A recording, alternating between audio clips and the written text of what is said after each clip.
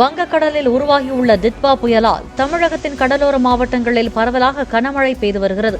ராமநாதபுரம் மாவட்டம் ராமேஸ்வரத்தில் 20 மணி நேரத்துக்கும் மேலாக கனமழை பெய்து வருகிறது.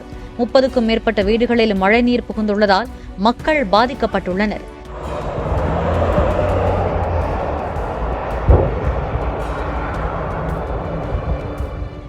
நாகை மாவட்டத்தில் வேதாரண்யம், தலைஞாயிறு, கோடியக்கரை உள்ளிட்ட பகுதிகளில் சூறைக்காற்றுடன் விடிய விடிய கனமழை பெய்து வருகிறது.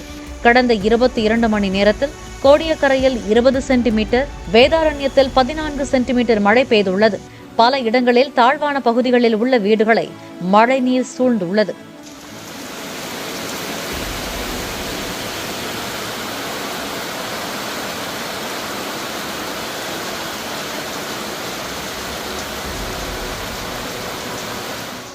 புதுக்கோட்டை மாவட்டத்தில் அறந்தாங்கி, திருமயம், ஆலங்குடி, கந்தர்வக்கோட்டை, விராலிமலை பகுதிகளில் இரவு முதல் மிதமான மழை பெய்து வருகிறது.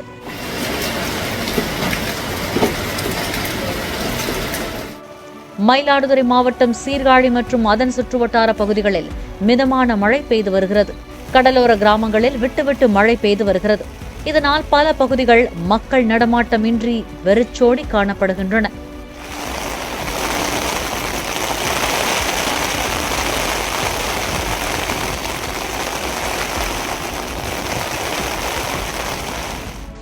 மதுரை மாவட்டம் மேலூர் மற்றும் அதன் சுற்றுவட்டார பகுதிகளில் இரவு முதல் தொடர்ந்து மழை பெய்து வருகிறது. கொட்டாம்பட்டி, அழகர்கோவில், நரசிங்கம்பட்டி, கொட்டக்குடி, கீழவளவு உள்ளிட்ட பகுதிகளில் பெய்து வரும் மழையால் இயல்பு வாழ்க்கை பாதிக்கப்பட்டுள்ளது.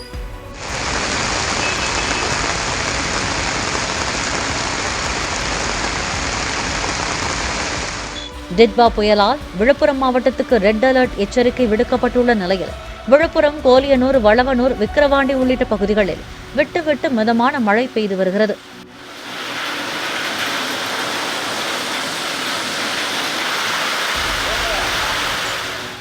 புதுச்சேரியில் நேற்று நள்ளிரவு முதல் சாரல் மழை விட்டு பெய்து வருகிறது.